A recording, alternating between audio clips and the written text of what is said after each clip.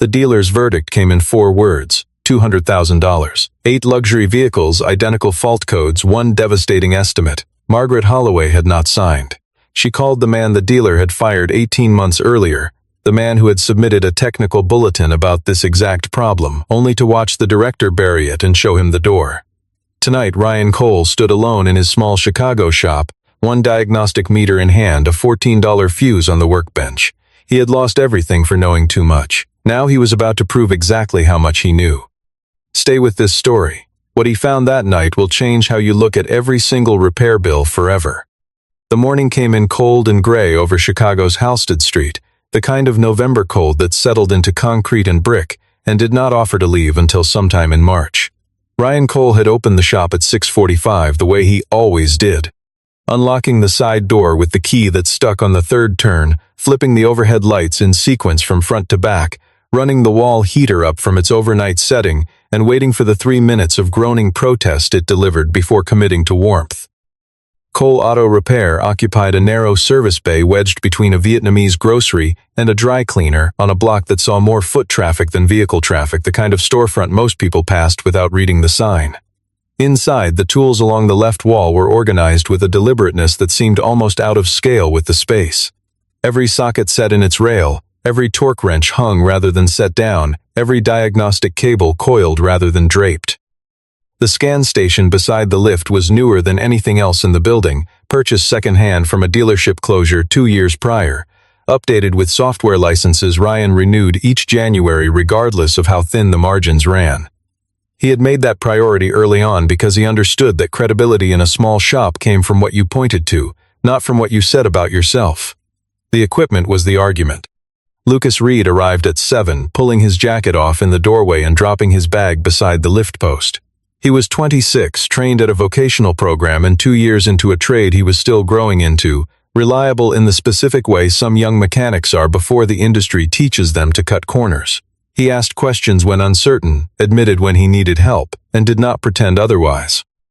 In the small waiting area off the front of the shop, separated from the bay by a half wall of glass, Ryan's daughter Grace had fallen asleep in the corner chair with her school jacket pulled over her shoulder and her backpack wedged under her feet. School had closed for the snow, and the neighbor who sometimes helped on short notice was out of town. Ryan had covered Grace with a folded shop blanket without disturbing her. Neither he nor Lucas mentioned her again. The shop operated on a quiet understanding about the shape of Ryan's days, and on mornings like this one, that understanding was enough. The phone call came at 8:17. Margaret Holloway introduced herself without preamble. She was the founder of Morrison Capital Group, a private investment firm headquartered 3 miles north on Michigan Avenue, and she had a problem that had been growing for nearly 3 weeks. She owned 8 Bentley Bentayga speed vehicles, maintained under a comprehensive service agreement and used exclusively to transport senior clients and private partners to meetings, airports, and engagements that required reliability and a certain kind of discretion. All 8 had been brought to Vance Prestige Auto Group on the same service visit in mid-November for standard scheduled maintenance. All 8 had returned with clean paperwork, and all 8 had begun displaying critical fault codes within 14 days of being returned to her fleet. She had received a formal service estimate that morning, $200,000 to repair the fleet, $25,000 per vehicle, covering a complete replacement of each car's central advanced driver assistance system control module plus full system recalibration and road verification testing. The estimate was detailed, professionally formatted, and delivered with the quiet authority of an institution that expected no further questions. She had not signed it. Something about the arithmetic of the situation, 8 vehicles, the same fault presentation, the same proposed repair, the same unit cost, all emerging within the same 2-week window after the same service appointment, had held her pen still. In her experience, coincidences with that kind of perfect symmetry tended not to be coincidences. Ryan listened without interruption. When she finished, he asked 2 questions. What exactly were the fault codes, and had the cars been driven regularly in cold conditions since returning from service? She read from the estimate sheet, 14 separate codes per vehicle, all grouped in the advanced driver assistance category, covering the camera array, the forward and rear radar sensors, the electronic stability control processor, and the emergency braking module. He asked her to describe how the fault screen had appeared when the codes first came on. She said they had all appeared simultaneously, all 14 at once, as if a single switch had been thrown rather than a chain of individual failures occurring in sequence. Ryan was quiet for a longer interval than she had expected from someone who had just been handed a business inquiry. He told her he would take the case. He did not tell her that the silence had been him recognizing something he had documented 2 years earlier and watched get buried before it could help anyone. He had spent 4 years at Vance Prestige. First as a senior technician on European marques, eventually as the lead diagnostics specialist for Bentley, Porsche, and McLaren platforms across the dealer group's primary facility. In September of 2022, while investigating 2 Bentayga vehicles already in the shop showing unusual driver assistance behavior and cold starts, he had pulled a factory technical bulletin from Bentley Motors North America. The bulletin, designated TB 2023-441, identified a documented failure pattern in the Bentayga's auxiliary power distribution system, thermal fuse F47, a component that cost $14 and was located in a secondary junction box beneath the rear cargo floor panel, could degrade in cold climate use in a way that was electrically invisible at ambient temperature and only detectable under sustained thermal load. When the vehicle engine reached full operating temperature, the fuse's internal resistance would shift upward, producing a voltage drop across the shared power rail that supplied the entire advanced driver assistance system. Not a catastrophic loss of power, not enough to trigger a hard system shutdown, but enough to push every sensor and processor on that rail simultaneously into fault reporting mode. The bulletin explicitly recommended inspecting and replacing F47 before any module-level diagnostic or replacement work on any affected vehicle in the specified model year range. Ryan had compiled his findings on the 2 shop vehicles, documented the failure signature with voltage logs and thermal data, attached the bulletin, and submitted the full package to his department director with a written recommendation to add F47 to the cold climate service checklist for every Bentayga variant in the affected window. The director's name was Jason Mercer, and his reply had arrived within 48 hours. Not applicable to current inventory, do not escalate. 3 months after that, Ryan Cole had been terminated from Vance Prestige Auto Group. His personnel file cited a lack of team cohesion. He had printed both emails on the afternoon before his last day and put them in a manila folder in the back of his filing cabinet, not because he had a specific plan for them, but because there are things a person should keep a record of even when no one else seems interested in what occurred. He had not opened the folder since. The 18 months between that filing cabinet and this phone call had been the kind of months that do not announce themselves as difficult. They accumulate quietly, in the gap between what a person expected and what actually arrived. He had opened the shop with savings that were not quite enough and credit that was sufficient if he was careful. He had built the client base 1 referral at a time, on work performed correctly the first time, and explained honestly regardless of what the explanation cost him. He had taken on every vehicle that came through the door and turned none away because he could not afford to. There were evenings when he sat at that same workbench after Grace was asleep and worked through estimates for jobs that paid him $40 less than his labor was worth, because a $40 shortfall was better than an empty lift. He did not talk about any of this with Lucas. He did not talk about it with anyone. The folder stayed in the cabinet. The emails stayed in the folder. And Ryan Cole had spent a year and a half becoming very good at a business that required him to be right about things that other, larger businesses had concluded it was more profitable to misdiagnose. Margaret arranged for the first vehicle to be delivered before noon. It arrived on a flatbed, a silver Bentayga with 31,000 miles and a recently serviced engine bay, every maintenance sticker current, the body without a scratch. The moment Lucas turned the ignition, the dashboard loaded 14 warnings in a dense red cluster across the instrument display. Ryan connected the scan tool to the OBD port and let the system run its full read cycle before pulling results. 14 active codes across the screen, all residing in the same system family. Camera obstruction fault, radar module unresponsive, electronic stability program intervention error, autonomous emergency braking disabled, lane departure warning offline, and 9 more entries that were all variations on the same underlying failure condition. Not one code touched the engine management system, the transmission, the suspension hardware, or the brake hydraulics. The car's mechanical systems were entirely unremarkable. There were no impact marks on the sensor housings, no condensation visible behind the camera glass, no signs of physical damage to anything. Nothing had failed in any way that was physically visible. Lucas pulled a stool alongside and looked at the code list. He said multi-system ADAS faults at this scale typically pointed toward a gateway module failure, a shorted communication bus, or significant moisture intrusion, any of which could cascade errors across the network. Ryan shook his head and said, "Look at which specific systems are affected. Every one of them draws from the same 6th-degree power distribution rail. The pattern here is not a communication failure, and it is not random component degradation. The modules are all reporting correctly. They are reporting accurately that the power they are receiving is outside the tolerance they need to function. The components are not broken. The voltage feeding them is wrong." He picked up his multimeter and moved to the rear of the vehicle.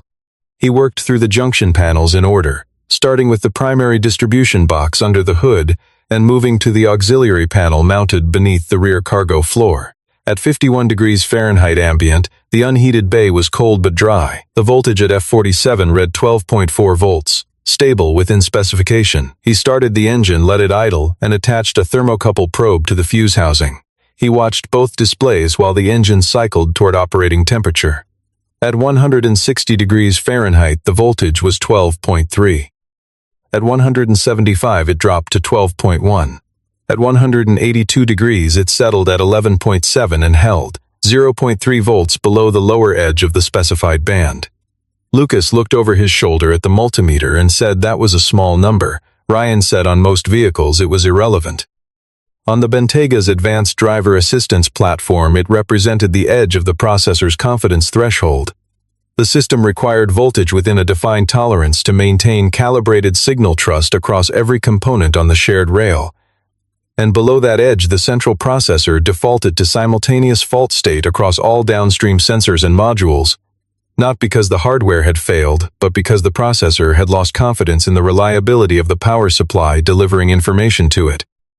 Every one of those 14 warnings was the system saying it could no longer trust its own inputs, not because its eyes were broken, but because the electrical current behind them was no longer steady. He pulled a 47 with a fuse puller and held it under the bench light, turning it slowly. The bridge wire inside the housing appeared visually intact. The casing showed no discoloration or physical deformation. That was the nature of thermal fuse degradation. It did not announce itself by blowing. It accumulated resistance with repeated heat cycles, tested clean at ambient conditions, and degraded only when it mattered, under load, at temperature, invisibly and silently corrupting everything downstream. He ordered the replacement from the parts shelf, $14, F47, original equipment specification, and installed it in under 5 minutes. He cleared the stored codes, restarted the engine, and monitored the auxiliary rail voltage as the engine cycled back to operating temperature. At 182 degrees housing temperature, the reading held at 12.4 volts, steady throughout. He connected the scan tool, 0 active faults, 0 stored faults. He took the car out alone and drove 12 miles through the neighborhood, stop-and-go blocks, a section of arterial road, a stretch of highway to engage the adaptive systems at speed, returned, scanned, clean. He drove 11 miles in the other direction, still clean. He logged the voltage measurements at each stage, the scan outputs from each test, photographs of the original fuse alongside the replacement, and the odometer readings at each interval.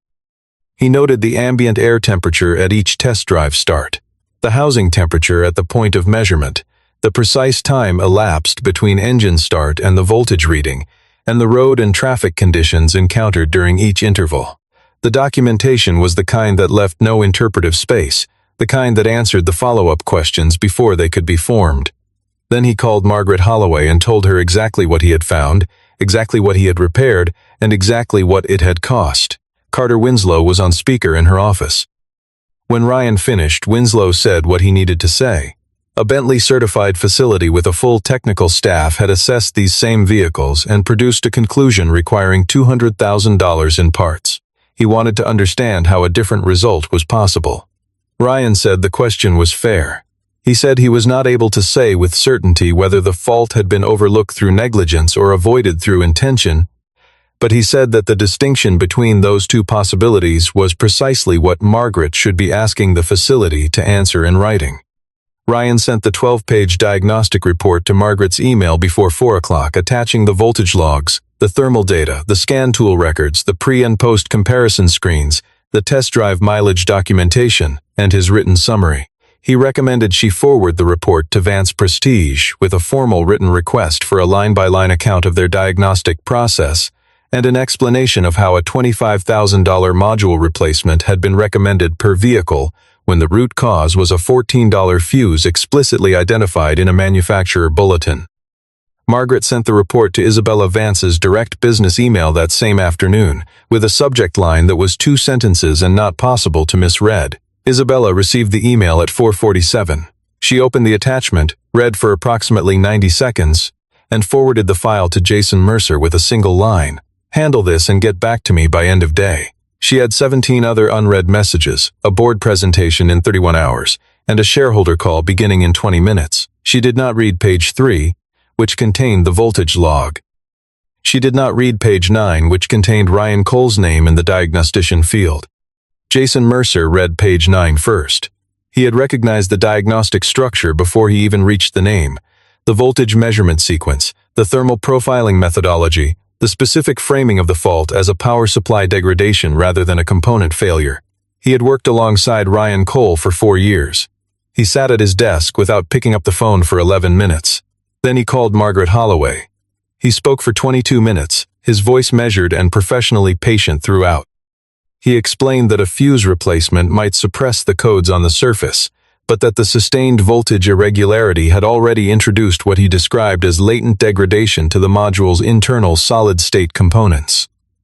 Damage that did not appear on standard diagnostic scans in the short term, but that would produce unpredictable and potentially dangerous system failures under operating conditions within months.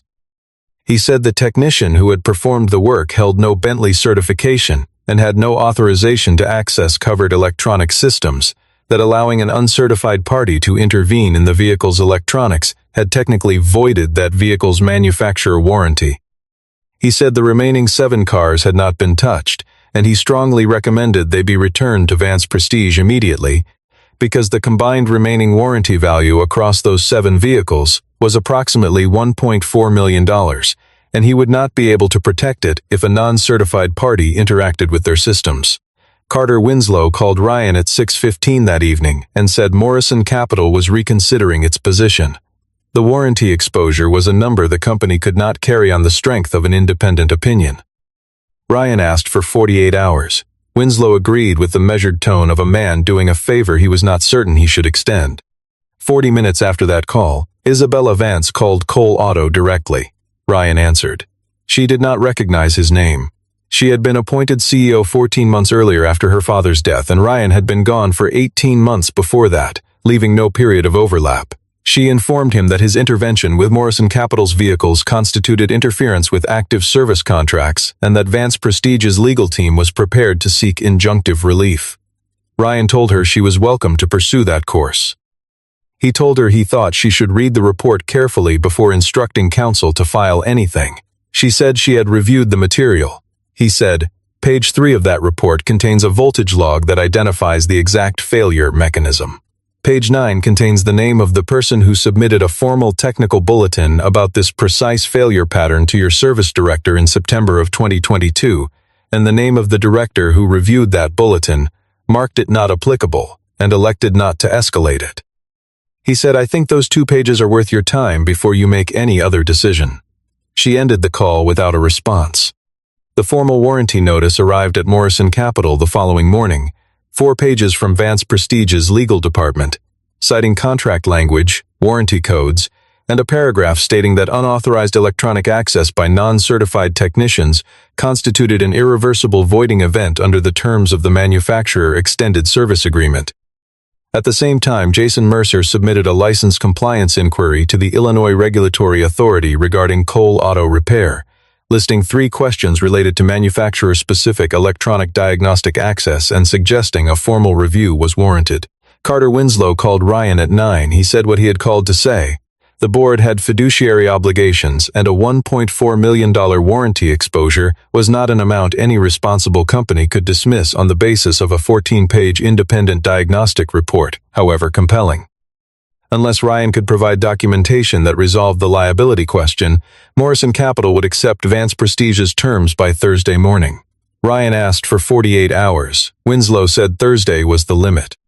Ryan spent an hour after that call sitting at the workbench without working.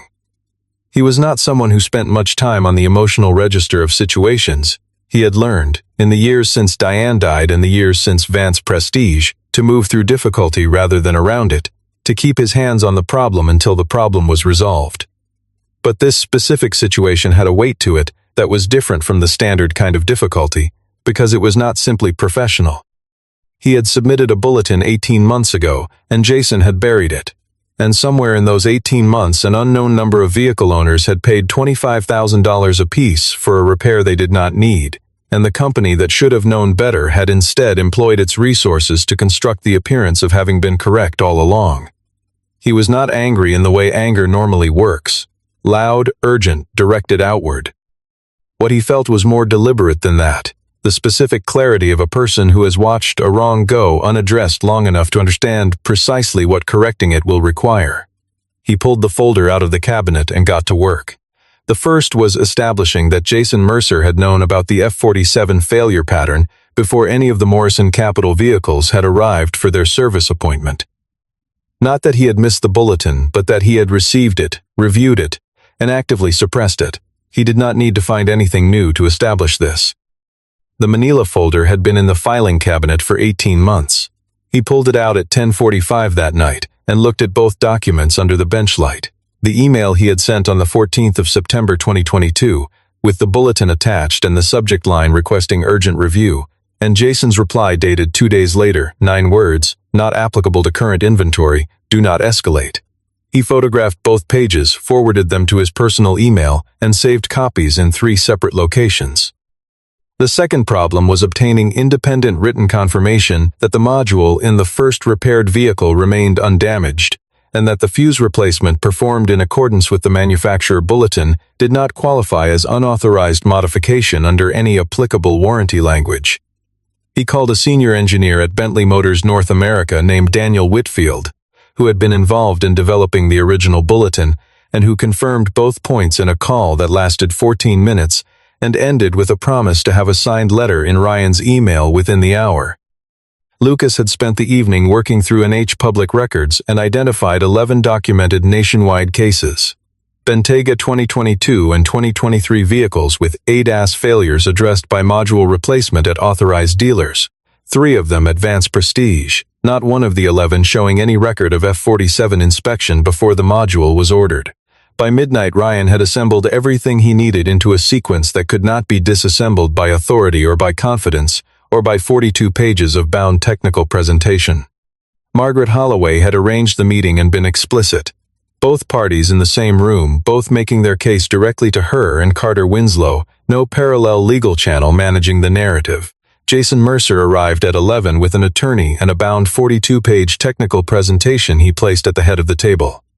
He was composed, well-dressed, and entirely at home, the conference room, the formal documentation, the institutional weight of an established dealer group behind him. This was familiar ground. Ryan Cole arrived alone.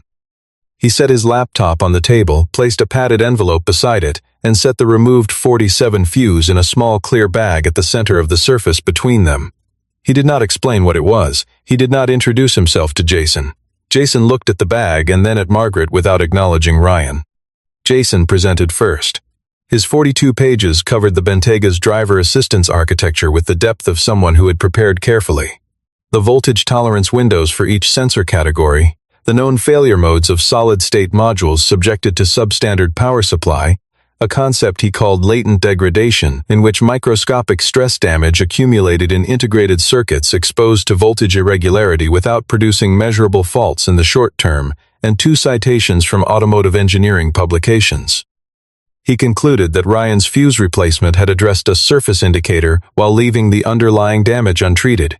His attorney was quiet throughout but present in the way attorneys are at these meetings, visible, available, and carrying the implicit weight of what follows if the conversation does not resolve. Ryan waited for the silence to settle fully before he moved. He picked up the clear bag, placed it at the center of the table, looked at Jason Mercer, and asked one question. The module in the first repaired vehicle had been scanned 4 times across 340 miles of road testing at full operating temperature, and returned 0 fault codes on every reading. Was there anyone in this room prepared to state in writing that the module had been damaged? Nobody answered. Jason looked at the bag and not at Ryan. The attorney shifted slightly in his chair. Ryan opened the laptop and turned it toward the room. He presented 4 items. The voltage log. A 90-minute recording of the auxiliary power rail through cold start and full warm-up. The degradation signature at F47's housing temperature visible in the graph. The baseline restored cleanly after replacement. The scan tool record. The fault screen with 14 codes, followed immediately by the clean screen after the repair, followed by logged outputs from 5 separate test drives. The written confirmation from Daniel Whitfield at Bentley Motors North America. The bulletin was an official manufacturer advisory and fuse replacement performed in accordance with it did not constitute unauthorized modification under any applicable warranty clause. The mileage log, 340 miles of documented operation across a range of temperatures, clean scan outputs attached for each interval. Jason allowed a pause before he responded. He said the bulletin had been a discretionary advisory, not a mandatory protocol. He said Vance Prestige's technical staff had assessed its applicability and found it outside the parameters of the vehicles in question. He said this with the practiced authority of a man who had managed technical objections professionally for a long time. Then Ryan opened the padded envelope and placed 2 sheets of paper on the table. The first was his email to Jason Mercer dated the 14th of September 2022, with the bulletin attached, the subject line reading 47 thermal failure pattern on 2022 Bentayga, urgent review recommended. The second was Jason's reply dated the 16th of September, not applicable to current inventory, do not escalate. The 2 pages lay flat under the fluorescent ceiling light, and no one in the room spoke for close to 6 seconds. Isabella Vance had been sitting at the far end of the table with a legal pad she had not written on for the last 40 minutes. She looked at the 2 emails. Then she looked at Jason. The expression she carried was not anger. It was the stillness of a person running a rapid and unwelcome recalculation, adjusting what they thought they knew against a piece of evidence that did not accommodate the earlier version. She had not known these emails existed. She had been given an organization and trusted the people who ran its pieces before she arrived. 2 sheets of paper were now defining the dimensions of that trust with a precision she could not argue away. Jason's attorney raised the issue of confidentiality. Ryan was no longer employed, and internal correspondence was proprietary company material. Ryan said he had printed both documents during his employment, as the author of one of them, and had kept them in his own files. The attorney noted the company reserved its rights. The meeting closed without a formal resolution. Carter Winslow walked Jason and his attorney to the elevator. When the doors closed, the room held 3 people. Isabella gathered her legal pad and her unopened folder and left without speaking to either of the 2 who remained. She sat in her office at 11:40 that night, the building quiet around her, reviewing the Morrison Capital Fleet service records on the CEO-level portal she rarely used directly because the service division reported to her through Jason's summaries. She was reading raw data for the first time. The pattern Margaret had described was clear in the records. All 8 vehicles within a 4-day intake window, all returned within 48 hours, all generating fault codes within the following 2 weeks, gradually, as thermal cycles accumulated across the fuse housing exactly as the bulletin had predicted. What stopped her was a single entry in the procurement database. Jason Mercer had submitted a purchase order for 8 Bentley Bentayga ADAS control modules dated the 1st of November. The vehicles had arrived for service on the 14th of November. He had ordered the replacement modules 13 days before any of the 8 cars had been examined, diagnosed, or authorized for any repair work. A procurement entry at that value required a vehicle identification number and a documented diagnostic justification. The entry showed the fleet account number and a category designation of projected service recommendation, a classification designed for routine consumable items, not for $25,000 electronic assemblies that required individual vehicle-specific justification. She opened the technical bulletin database. TB 2023-441 was filed under the Bentayga service category marked not applicable, initial JM dated the 12th of September 2022. She pulled the entry's modification history. The bulletin had been received from Bentley Motors North America on the 8th of September 2022. 6 days before Ryan Cole had emailed it to Jason, meaning Jason had received the manufacturer's official distribution version, reviewed it, marked it inapplicable, and initialed the suppression before Ryan's internal submission ever arrived. He had not failed to act on Ryan's report. He had already acted on the source document first. She sat with that fact in the empty office for a long time. She drove to Cole Auto the following morning at 7:15 without calling ahead. The lights were already on inside. Ryan was beneath the rear of a truck when she stepped through the side door, and he rolled out when he heard her, looked at her from the floor for a moment, and stood without surprise or ceremony. She asked to see the repaired vehicle. He washed his hands at the utility sink and led her out to the back lot. The Bentayga was under a single light pole in the cold morning air. He started the engine and connected the scan tool with the cable from his shirt pocket. They stood together while the system initialized, neither of them speaking. The screen returned empty, 0 active codes, 0 stored codes. She looked at the display for longer than the reading required. She asked how many years he had worked at Vance Prestige. He said 4. She asked why he had left. He said he had been terminated in May of 2023. She asked what reason had been given on record. He said, lack of team cohesion. She did not respond to that. She looked at the empty screen once more and then walked back to her car. The board meeting was that afternoon at 2. Isabella presented the procurement order dated 2 weeks before the vehicle intake, the bulletin record dated and initialed by the service director before the model had seen its first Chicago winter, and the NHTSA complaint data Lucas had compiled, showing the same fault presentation at authorized dealerships across the country, and 3 cases at Vance Prestige specifically, all without any record of F-47 being checked before module work was performed. She did not editorialize. She set the documents in chronological order and let the sequence speak. The board authorized an internal investigation and suspended Jason Mercer pending its outcome by unanimous vote. He was escorted out of the building at 4:17 that afternoon, his access credentials deactivated before he reached the exit. The investigation that followed covered 11 weeks and nearly 3 years of service records and identified 47 instances of module-level replacements billed at full price on vehicles where fuse or relay-level intervention had been the available and undocumented solution. The findings were forwarded to Bentley Motors North America's Warranty Compliance Division and to the Illinois Consumer Protection Bureau. Isabella called Ryan at 6 that evening.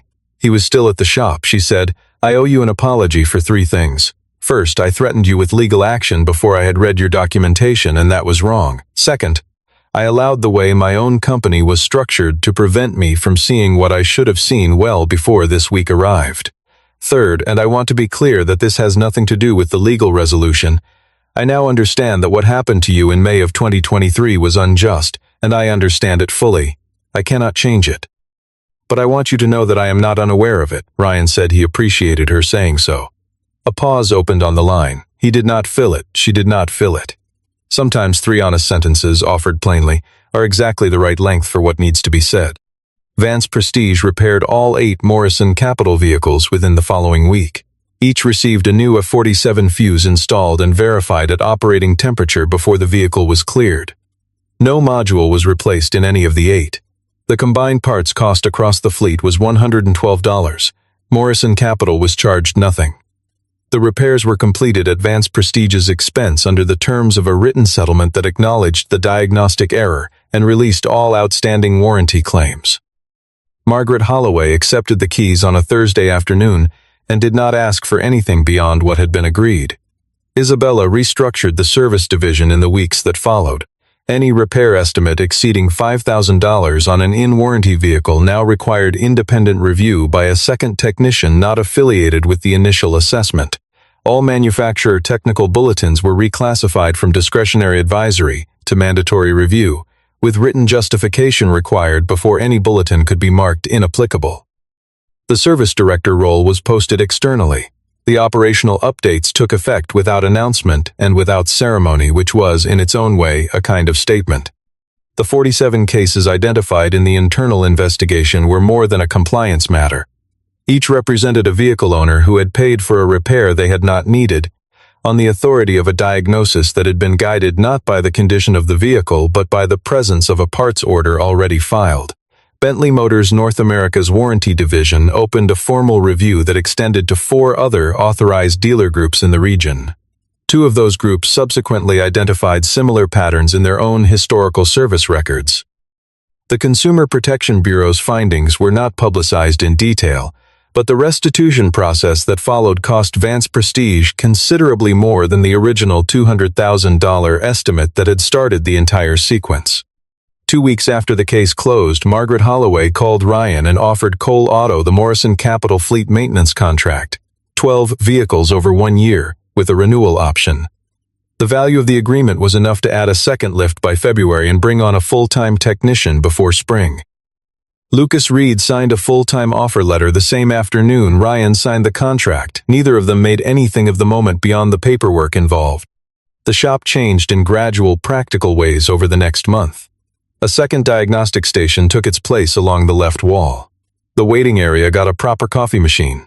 A framed printout of the Enchitsa complaint summary sat on the shelf above Ryan's workbench.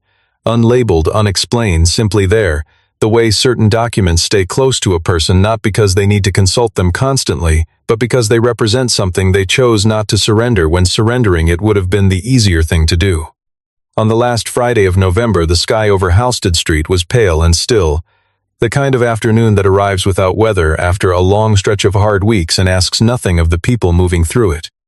Ryan was at his desk finishing the invoice on a brake job when the side door opened and Grace came in, pulling her backpack by one strap with her other hand holding a drawing folded in thirds, which she placed on the edge of his desk and then did not refer to again. She crossed to her chair in the waiting area and opened her homework folder with the calm of a child who had spent considerable time in a working space and understood its rhythms. Ryan unfolded the drawing under the bench light. It was a building with 2 windows, a bay door, and a sign above the entrance, careful, approximate letters. He folded it along its original creases and set it on the shelf above the Enchitsa printout. Then he returned to the invoice in front of him and finished it. The line item at the top of the Morrison receipt, the first repaired vehicle, read $14 and no cents. He signed it and filed it with the rest. There are people who are removed from rooms because they ask questions the room has decided are not needed. And there are the answers to those questions, sitting in junction boxes, in manila folders, in $14 fuses with hairline resistance drift that no one can see until someone decides to look for it. Waiting with the specific patience of things that are simply quietly factually true regardless of who decides not to acknowledge them. The dealer had said $200,000. The problem had cost $14,000. The distance between those two numbers was not a diagnostic failure. It was a decision made in ordinary daylight by a person who had calculated correctly that most people would not ask. The trouble with that kind of calculation is that it holds only until the one person who will ask comes along, and that person is almost always quieter than anyone expects.